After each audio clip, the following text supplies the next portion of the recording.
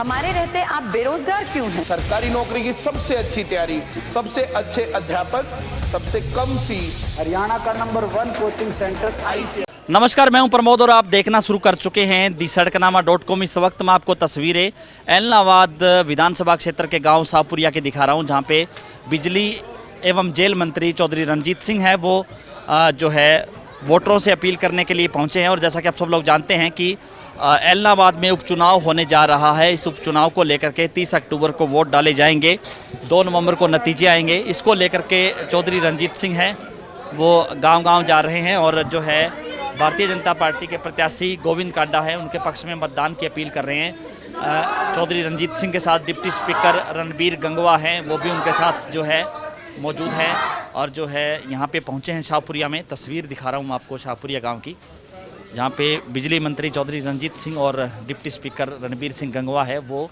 इस गांव में पहुँचे हैं और वोट की अपील करने के लिए भारतीय जनता पार्टी के प्रत्याशी गोविंद कांडा है उनके पक्ष में वोट की अपील करने के लिए यहाँ पे पहुँचे हैं। और ये ऐलनाबाद विधानसभा क्षेत्र के गांव है, जहाँ पे आज जो है दोनों ही जो है बड़े नेता हैं वो वोटरों से अपील करने के लिए पहुँचे हैं। आप सबसे भारतीय जनता पार्टी के उम्मीदवार गोविंद कांडा जी के लिए सहयोग, समर्थन और आशीर्वाद मांगने के लिए आज आपके बीच में हाजिर हुए हैं।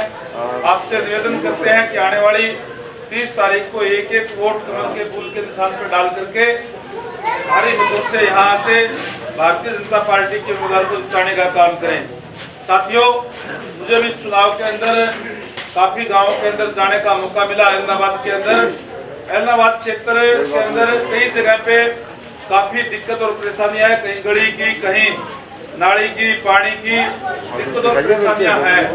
और वो इसलिए है कि लगातार आप लोगों के यहाँ से विपक्ष का एमएलए बढ़ता रहा। आप लोगों ने लगातार 17 साल से विपक्ष के एमएलए को यहाँ से जिताने का काम किया।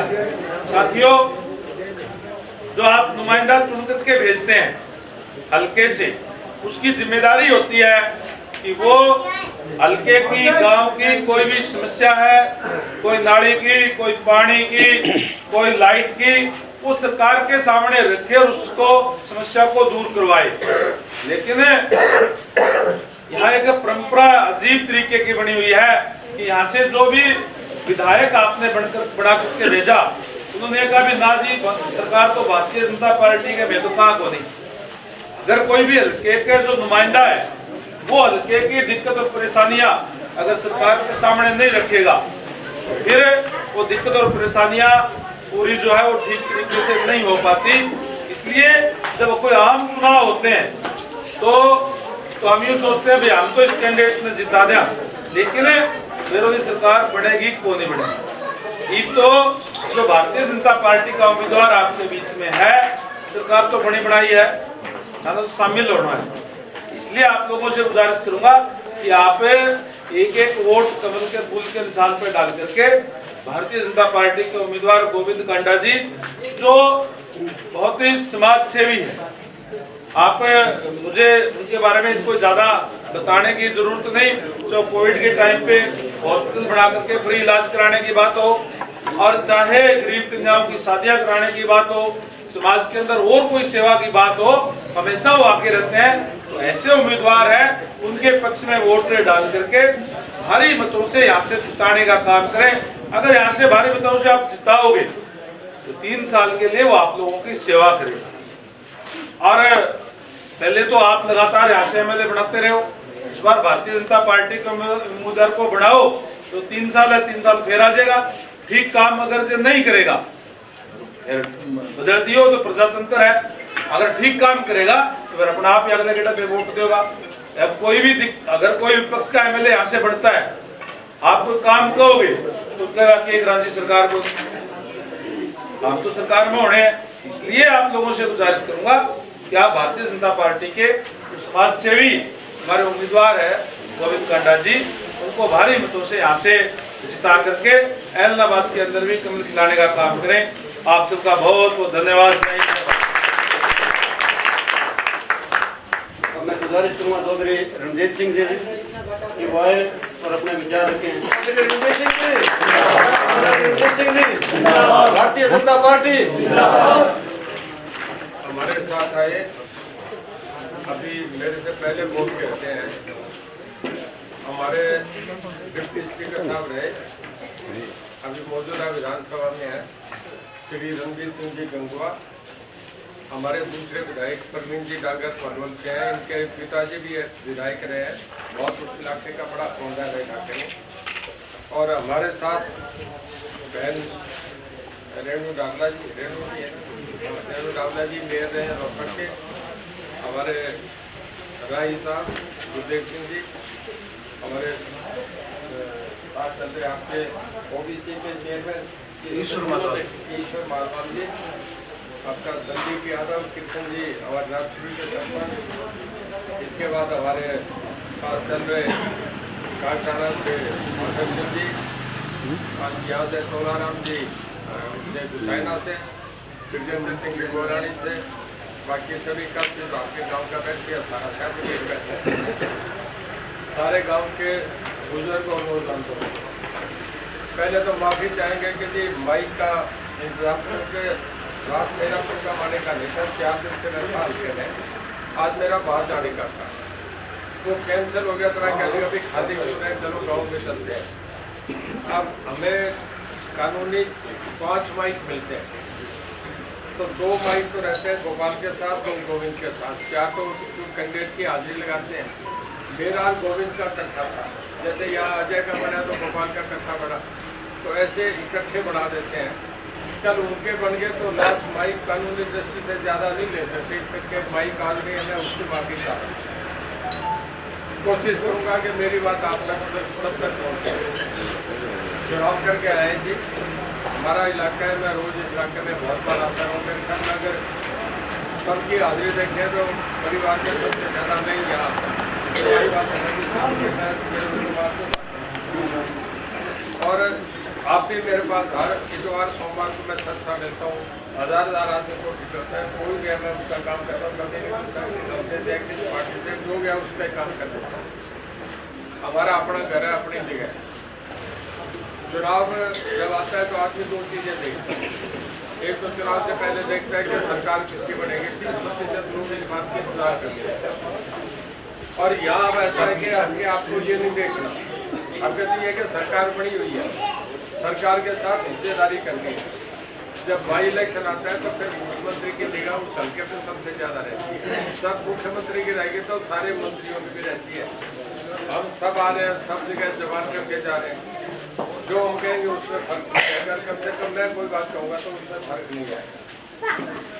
अब क्योंकि अपना इलाका है, इस चुनाव में जितना आप करोगे, कल को सरकार ने काम तो सरकार ने कर ले, माफ करना सरकार नहीं हो तो वीडियो भी नहीं मानता, और सरकार हो तो चीफ सेक्रेटरी से लेके फिर डीजीपी तक जिस आदमी को भी आदेश दे वो आदमी सरकार के कहने से काम करता है।